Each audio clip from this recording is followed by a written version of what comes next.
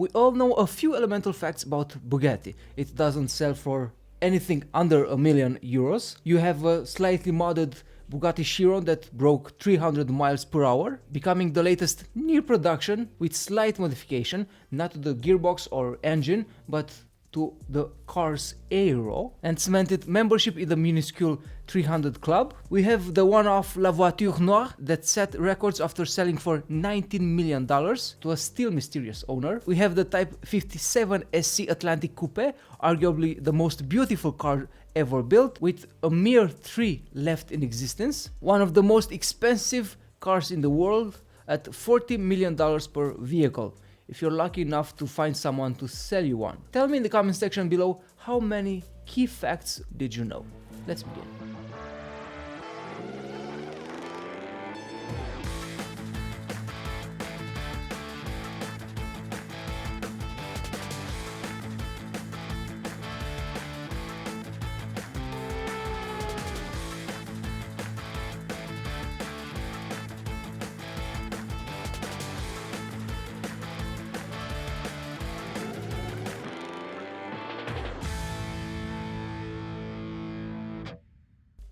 The Bugatti name had a long and painful history. The factory has narrowly avoided burning down twice while testing its powerful engines. Founded by Ettore Bugatti in Molsheim, France, Bugatti has been pushing the boundaries of physics and engine capabilities in pursuit of speed since 1909. In 1939, one of its early engines started a sizable fire due to a testing explosion. Reportedly, the surrounding area was in peril of being engulfed as well. In 2001, when testing its first Veyron engine, that 1,200 horsepower engine allegedly generated enough heat that the factory building was in danger of being scorched. The modern Bugatti almost didn't exist. When Volkswagen's Ferdinand Piëch, grandson of famed Ferdinand Porsche, bought Bugatti back in the late 1990s, he had already dreaming of a 1,000 horsepower super machine. His engineers had previously told him this would be not possible, but along came the Bugatti platform and his vision was realized several years later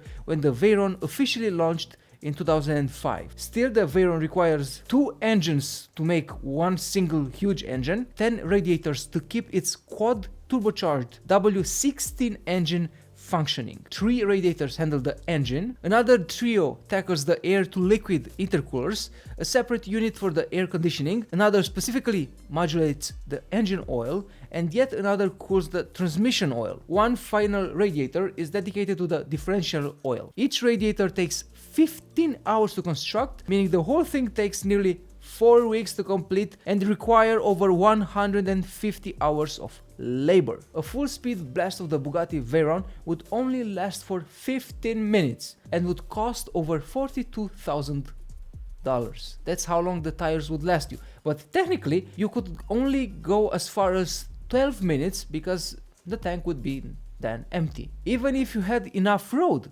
the Veyron could do 253 miles per hour, meaning it covers 4.2 miles a minute, and you would need 50 miles of road to keep your foot down for 12 minutes. After the tank gets empty, the tires quit too, 3 minutes after. They're only good for running at 250 miles per hour for about 15 minutes. After that, Bugatti would need to swap them for a new set, which costs over $42,000. In 12 minutes, you'd be consuming 100 liters of fuel. Those 300 miles an hour world-setting record tires had to be specially made by Michelin. The most restricting and dangerous element of a top-speed trial is the tire the car is running. For the Chiron's 304 miles per hour sprint, Michelin took its Sport Cup 2 tires and wove stronger metallic threads into the rubber. Exhaustive testing at speeds up to 317 miles per hour was conducted long before the tires were fitted to the Chiron, and each tire was x-rayed after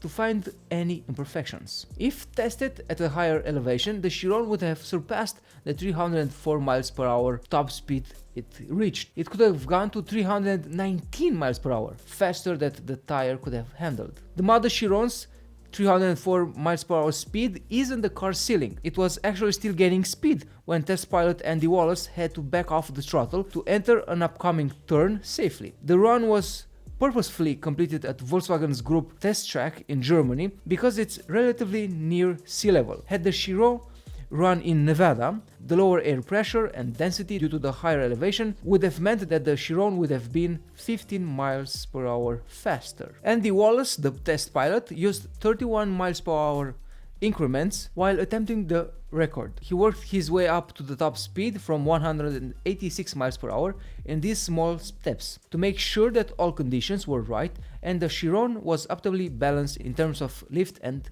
downforce. Even at the first attempt, I felt this would work. The Chiron ran perfectly and weather conditions were ideal, said Andy after. The car traveled 136 meters a second, 1 mile every 11.8 seconds. On the test track, Wallace accelerated out of the north curve at 120 miles per hour to reach the top speed on a 5.4 mile straight. At a precisely defined braking point, he decelerated the Chiron back to 120 miles per hour to drive through the opposing south bend. He had a distance of 2 kilometers in which to do so. Andy had the throttle pinned for 70 seconds. He said that I went at full throttle from the start for about 70 seconds. It was important for me to be out of the bend at 200 kilometers per hour in order to reach the top speed on the straight. That required the very highest level of concentration. The 8-liter quad turbo W16 unit, nicknamed Thor, used 1,578 brake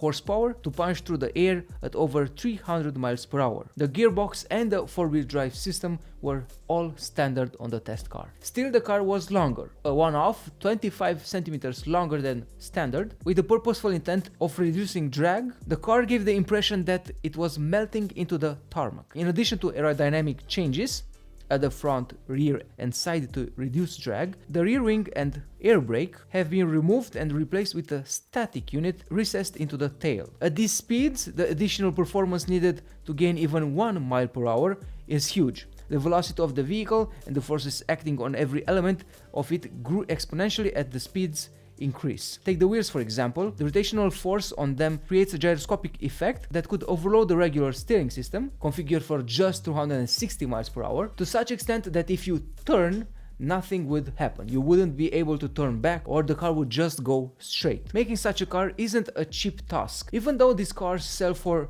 over $2 million, Bugatti lost piles of Volkswagen money when selling Veyrons. The total cost to produce the Veyron's 450 examples amounted to around $1.2 billion, the bulk of which represented R&D. Even selling some special versions of the Veyron for as much as $3 million per car couldn't help recoup the ginormous losses, the company reportedly losing $6 million per vehicle. Veyron isn't just a cool sounding name. Veyron comes from a real pedigreed race car driver. Pierre Véron was a champion race driver between 1933 and 1953, notching plenty of victories including several for Bugatti. The 1934 24 Hours Le Mans, where he piloted a Type 57S. Veyron became a test driver for Bugatti in 1932 and was chosen as a name for the Bugatti Veyron because it was ultimately cool sounding. Inside every Chiron, there's enough carbon fiber, if you stretch it out, to make a 9-stranded rope that would stretch to the moon, or you could go with a single strand 9 times to the moon, or you could encircle Earth 86 times. There are 2,150,100 miles of carbon fiber inside one Chiron. Also, the catalytic converter is huge on this car. Each car has generally one. It wasn't stolen overnight. Catalytic converters are required on all vehicles to snag dangerous particles from the exhaust system. Your car has one, so naturally the Chiron has 6. If you add up all the surface area of the honeycomb catalyst material in the half dozen units, you'd have about 2,478,562 square feet, or about 25 New York City blocks. The 2-ton Bugatti Chiron uses 3D printed calipers, brake discs. That's how you stop a 1,500 horsepower 2-ton car when driving at 260 miles per hour. The system uses an 8-piston titanium monoblock brake calipers, the first calipers to be produced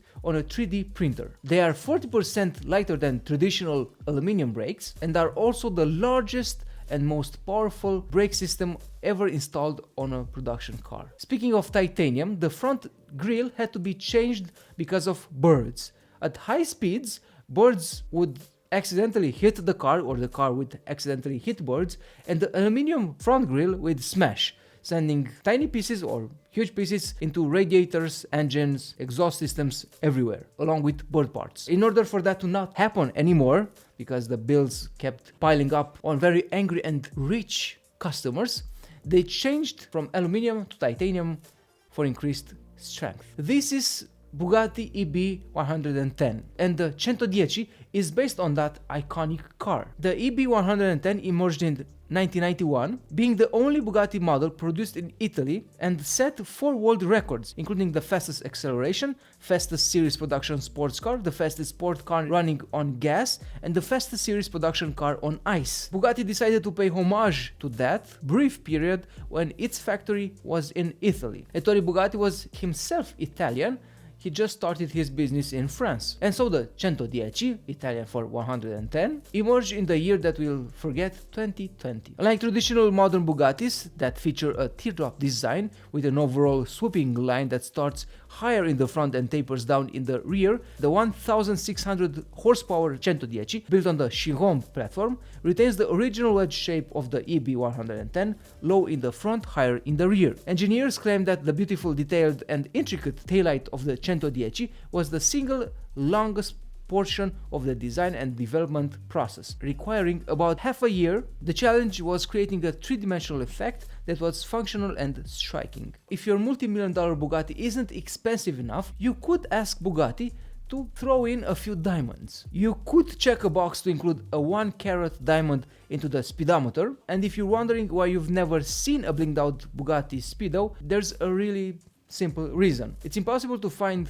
a photo of one online, and Bugatti remains mum as to how many customers have actually selected this option, because there are only wealthy customers on Bugatti's side of the planet, and they don't really have Instagram accounts to talk about their cars. Still, all Chirons have diamonds as standard in them. They are somewhat hidden. Each of the 4 tweeters of the car's Accuton sound system features a 1-carat diamond membrane in order to offer optimum aural fidelity. The now German company was founded by Ettore Bugatti. He was the son of a famous designer and artist, and the creator of this incredible company. His career began back in 1899 when he designed cars for other companies, but in 1909 he decided to go in a different direction and open his own factory. Here he produced more than just cars. He supplied parts for railways, tools and engines of different varieties. Things took a turn for the worse during the World Wars as the desire for these cars dwindled, and then both Ettore's wife and son passed away in 1939. Ettore's other son took over the family business, but it never reached the same heights, and he eventually filed for bankruptcy. Back in the 1930s, they designed planes for the French government after the outbreak of World War I. But this was just the start of Ettore's interest. He wanted to create a plane that would defeat the Germans in the Deutsche de la Muerte Cup race, and he hired an outside designer to help his dreams come true. The plane was to hold 2 Bugatti engines, and it was built on the 2nd floor of a furniture factory in Paris. They failed to complete the design on time as World War II rolled around and the plan was scrapped. The engines now sit in the EAA Aviation Museum, and after several attempts at its restoration, visitors can just marvel at Bugatti's ingenuity. The Bugatti factory even created high-speed trains, some calling his trains the first modern trains. Bugatti was all about speed, and Ettore wanted to create a train that was faster than his cars. The first train he ever built was tested in France back in 1933 and offered a great alternative to steam-powered trains. This was a great investment on Bugatti's part, as they ended up maintaining over 100 rail cars, and it allowed them to stay afloat during the economic downturn during this period. His trains may also be considered the first example of the modernized train, as the world transitioned to a new era of power-driven vehicles. Volkswagen, of course, now technically is still the owner of the business of the company. The papers aren't completed on the Bugatti Rimac fusion. When Ettore Bugatti died, he had appointed Pier Marco to take over the company. He partnered with Roland Bugatti, one of Ettore's sons, and created an, unfortunately, unsuccessful model. The factory officially shut down in 1956, and then the name was passed around between companies until Volkswagen finally acquired the rights in 1998. Since then, they have been creating Bugatti cars for the public to enjoy in styles that Ettore himself would have hopefully approved. Still, original Bugattis are the most expensive in the world. In 1987, the most expensive car ever sold, of course second-hand price, was the 1931 Bugatti Type 41 Royale Kellner Coupe. There are only 6 units of the Bugatti Type 41 Royale ever made, and each of them has a unique body style. Bugatti planned to make 25, but the Great Depression prevented it. It was marketed for royalty, which is why it's called the Royale. The Bugatti Type 35 was phenomenally successful, winning over 1,000 races in its time, and at its height, Type 35s averaged 14 race wins per week. You can buy a new old Bugatti today. There's a company called Surpong in Argentina that makes precise replicas of classic Bugattis. Jay Leno, who owns the real models, admits that the replicas are almost the same with the real ones, and he was so impressed that he actually bought one. You can check out the episode on Jay Leno's Garage channel on YouTube, of course. During its first release, the Veyron was the fastest production car in the world, as well as the most expensive production brand new price car in the world. To service the engine of the Veyron, the entire rear of the car had to be removed, making what is in a normal car a fairly easy task a mammoth one. The waste energy from running the 16.4 liter engine of Veyron at full whack could hit 10 or 20 family homes during winter. It takes 8 days to weld the Bugatti Veyron fuel tank, and the entire car is sectioned in 3 parts that are screwed together with only 14 bolts. Titanium bolts, but still 14 bolts. The 7-speed dual-clutch transmission cost over $120,000. It's designed by Ricardo, an English specialty engineering firm. The entire engine of the Veyron is made by its 2 technicians who assemble entire components with their hand only. No automatic machines are used for the complete assembly. The special $70,000 wheels are recommended to be replaced after every 2 sets of tires as part of a general maintenance. So, $42,000 for the tires plus the 70,000 wheels, that will cost you about 10% of the price of the entire car for just one service. You can't service the car at home. There's a special tool used to remove the wheel from the Veyron, and it's found only in France. So the only place you can remove the wheel from the Veyron is at an official French factory. Once being road tested for 500 kilometers, each car is put on a light tunnel, inspected and polished for over 2 days solid. The Chiron is claimed to have the largest clutch of any production car, and at top speed, the Veyron consumes the amount of air equal to the air consumed by a single man in 4 days. The Bugatti Macaron emblem on the front grille of the Chiron weighs 150 grams and has 140 grams of silver. More than 60,000 liters or 2,118 cubic feet of air per minute are pumped through the engine of the Chiron. The 10 radiators the Chiron uses have a cooling loop with 37 liters of water pumped through it every 3 seconds. In all, the coolant pump circulates 800 liters of water through the engine every minute. The airbags sit in a carbon fiber housing. If you were to hit your $3 million car, you're likely of course to be upset, but you should also be intrigued by what the airbags have just done. That's because the seat airbags and passenger side airbag on the Chiron are the first in the world that are designed to blast through carbon fiber housings. In closing, you wouldn't expect for the Bugatti to be insanely practical, but in the Chiron you can actually stuff a suitcase that's the size of a cabin trolley approved for air travel. The interesting part is how they managed to do that, to make room for a suitcase. The extra front room is thanks to one of the Chiron's 10 radiators being mounted at an inclined position, which, as well as adding more luggage space, actually gives a larger cooling surface. And finally, Bugatti today just changed hands again. The electric supercar producer Rimac entered an agreement with Volkswagen to produce cars with Bugatti to exchange technology, so Bugatti is now part of Rimac, but also Rimac is part of Bugatti. They are making cars together in a new company, Bugatti Rimac. So in the near future we might see electric Bugattis as the fastest cars ever to be possible to be made. And that's all for today. Tell me in the doobly-doo below if you've ever entered a Bugatti, if you've ever seen one. I have never seen one in real life, not to mention sit down in one or touch it. Would you like to have such an expensive car? Just the car.